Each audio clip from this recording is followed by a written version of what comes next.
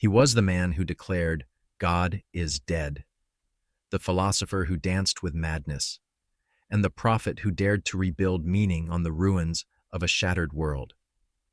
Friedrich Nietzsche was born in 1844 in Rücken, Prussia, into the cold, suffocating walls of religious orthodoxy. His father was a Lutheran pastor, and from birth, Nietzsche was destined to follow the same pious path. But fate had other plans. At just 5 years old, he watched his father die of a mysterious brain ailment, a slow, agonizing unraveling of mind and memory. The boy never forgot. Some say this was the moment he first met the abyss. By his teens, Nietzsche was already writing music, poetry, and philosophical essays. A gifted, almost haunted prodigy, he studied theology, only to abandon it. He saw the Bible not as revelation, but as literature. By 24, he became the youngest ever professor of philology at the University of Basel, but academia could not contain the hurricane brewing inside him. Nietzsche wasn't here to preserve knowledge. He came to destroy idols. Why did Nietzsche rebel? Because he saw decay behind the facade of virtue. He believed that Western civilization was rotting beneath the weight of its own hypocrisy, its false morality, its dead gods, and its herd mentality. He attacked not just religion, but everything that numbed the human spirit. Democracy, nationalism, even science when it became dogmatic. They muddy the waters to make them appear deep, he wrote of moralists. They call you evil when you refuse to kneel. He despised comfort. He hated conformity. To Nietzsche, the modern world was full of people too afraid to think for themselves, too afraid to suffer, and therefore too afraid to live fully. He believed suffering, not comfort, was the key to greatness. One must still have chaos in oneself to give birth to a dancing star. In his youth, Nietzsche encountered the writings of Arthur Schopenhauer, a man as bleak as winter. Schopenhauer believed life was driven by an irrational will to live, a blind, endless striving that led only to pain and emptiness. The only escape? Renounce desire, retreat from life, embrace the void. Nietzsche admired his honesty, but rejected his conclusion. To Nietzsche, nihilism, the belief that life has no inherent meaning, was not a reason to give up. It was a call to arms, a moment of terrifying clarity. God is dead, he said, and we have killed him. He didn't mean this literally. Nietzsche was pointing to the death of belief, the collapse of religion, tradition, and moral absolutes in modern life. The foundations of meaning had crumbled, and now we stood on the edge of an abyss. But this wasn't a tragedy. It was freedom. Nietzsche wasn't just a destroyer, he was a builder, a visionary. He laid out a new path for humanity, a philosophy of radical individualism, self-overcoming, and will to power. Let's break it down. 1. The will to power. At the core of all life is a force, not to survive, but to expand, express, and transcend, but the deep, volcanic urge to become. Life itself is the will to power, Nietzsche wrote, a force that flows through every cell, every star, every scream of defiance in the face of despair. Life is will to power, he wrote, not submission, not obedience, but creation. 2. The Übermensch, Overman, Superman, Nietzsche's most misunderstood concept. The Übermensch is not a superhero. It is the ideal of a human who creates their own values, who rises above herd morality and lives with fierce authenticity. He said, man is something that shall be overcome. Man is a rope stretched between the beast and the overman, a rope over an abyss. The Übermensch does not kneel. 3. Eternal recurrence. Imagine if you had to live your life again and again forever. Every joy, every mistake, on repeat. The test is simple. Could you embrace your life as it is, not just once, but eternally? Live as though you'd have to live this very life 1,000 times over. Eternal recurrence is not about physics. It is about depth. Do you live in such a way that you would choose it again? Would you say yes to that? Nietzsche used this as a test. Do you love your life enough to will it eternally? This wasn't a metaphysical claim. It was a challenge to embrace life completely, without regret or resentment. There was one very strong argument of Nietzsche against the invention of morality. He questions, what if all the virtues we're taught to cherish, humility, patience, forgiveness, were not eternal truths, but desperate survival strategies for those too powerless to strike back? This was Nietzsche's most dangerous idea. But that morality is a lie. Master and slave, two souls, two worlds. In Nietzsche's eyes, humanity split along an invisible line. On one side, the masters, strong, creative, proud, overflowing with vitality. On the other, the slaves, those who could not act, only react, who could not conquer, only obey. The masters created their morality from instinct. To them, good meant strength, power, beauty, and nobility. But the slaves, they could not afford that. They were beaten, chained, silenced. And in their chains, they began to reshape morality into something that served their condition.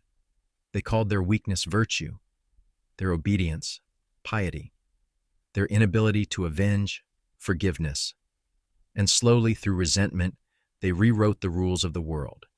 Here was the birth of slave morality, he claimed. Nietzsche traces this inversion through history, especially the Judeo-Christian tradition. The Jews, enslaved in Egypt, stripped of dignity and power, had no recourse to arms or rebellion, so they turned inward. To survive, they had to teach their children. Don't fight, be patient. Don't hate, forgive. Don't rise, kneel. Not because this was good, but because this was what worked. And over generations, what began as a survival tactic calcified into culture, into religion, into morality itself.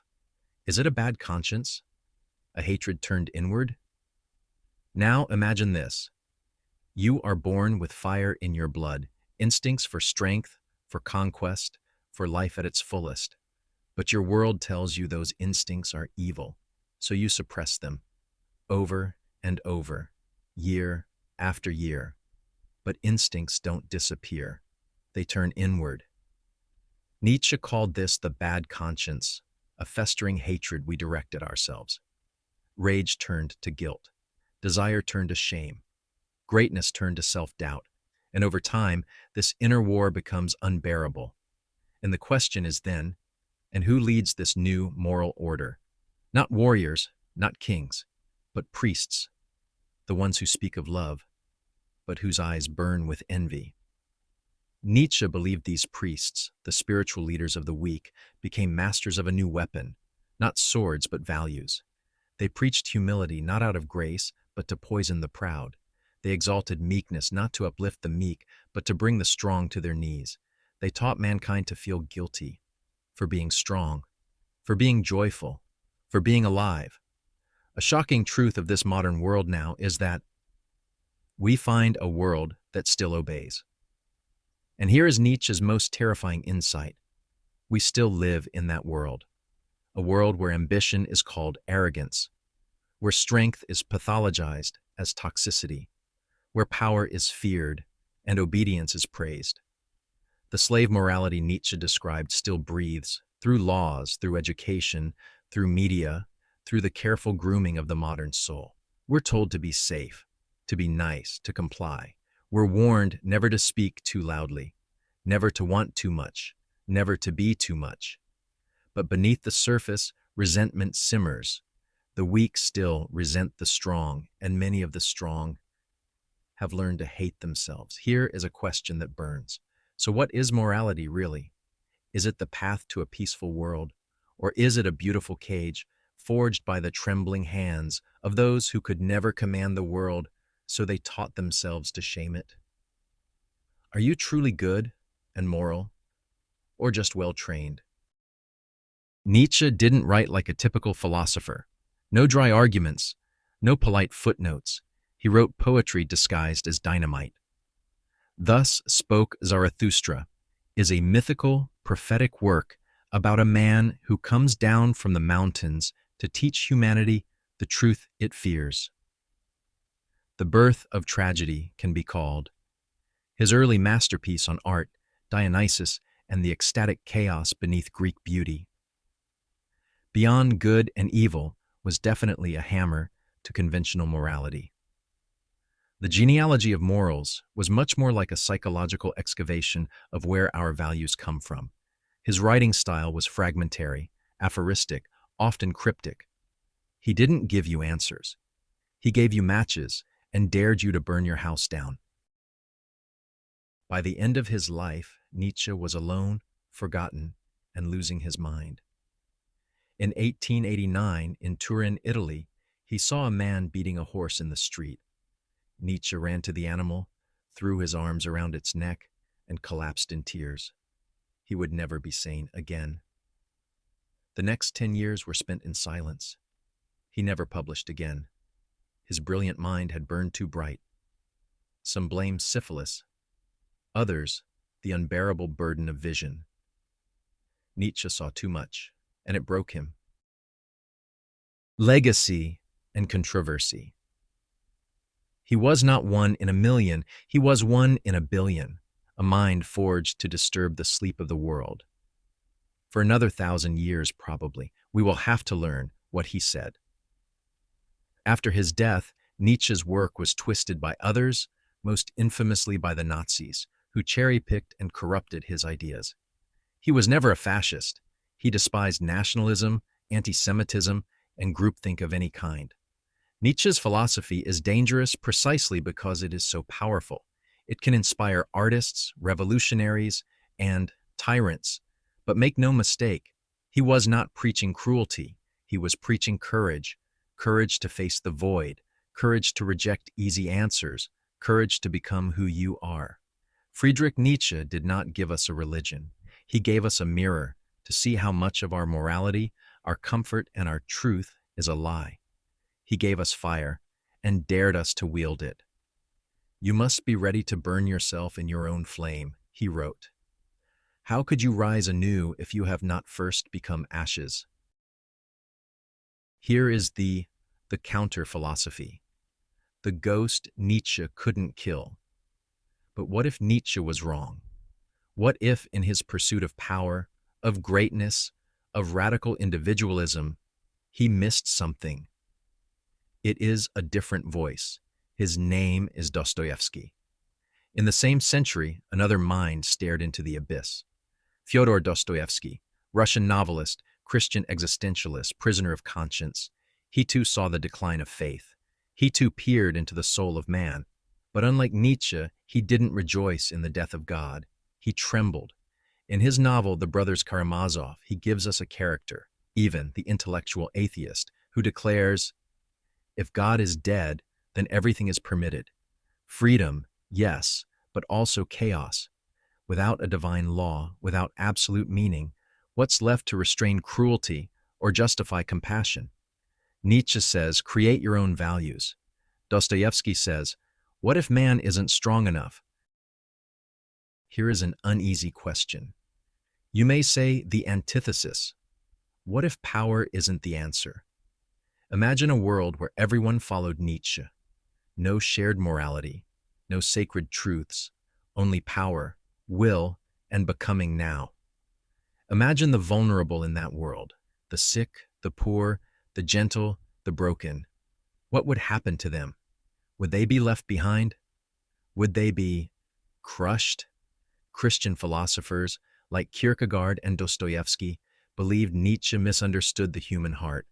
That suffering is not just a crucible for greatness, but a space for love. That weakness isn't shameful, it's universal, and perhaps even divine. What about the quiet question? What is a life worth living? Nietzsche dares us to look life in the eye and say yes, even to suffering, to become gods ourselves. But others ask, what if meaning isn't something you conquer, but something you share? What if love, not will, is what saves us? Nietzsche burned through illusions. He gave us the match, the mirror, and the abyss. But now the question remains. If God is dead and we must build meaning from nothing, then what will you choose? Power? Freedom? Love? Silence? Or will you, like Nietzsche, stare too long into the void and have the void stare back? Please hit like and subscribe button for more philosophy that burns through the surface. Please comment below. Would you live your life again eternally?